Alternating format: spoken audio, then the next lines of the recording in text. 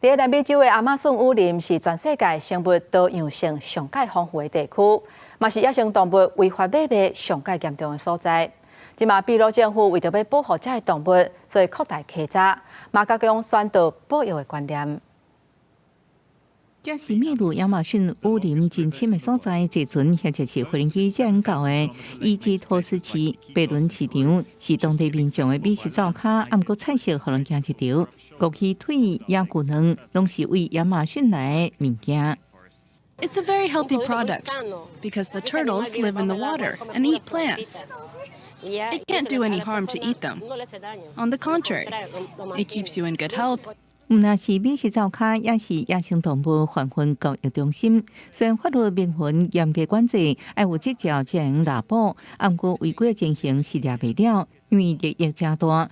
木器头标本喙齿做吊饰破烂，还有各种野生动物毛皮羽毛制品，300外物种面临这种教育威胁。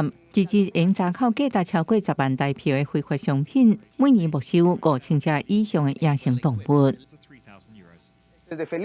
This is from a feline, this is from a snake. Both these species are protected by the law.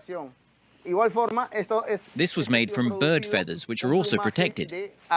They come from blue aras birds. 除了查抄非法贩运，环境官员也常常接到虐待动物的案例。这时阵，就要靠民间的机构接收受害动物，以及托斯市郊区1点钟的车程，这私人自助的庇护园区，为2008年开始收容被毒打甲受伤的动物，鹿龟、鹦哥、树鼠，有数十种物种，受许志工定期来治疗检查。 这是日为做早顿开始。Especially prepared for newborns. That's why it's lactose-free, but it's rich in protein.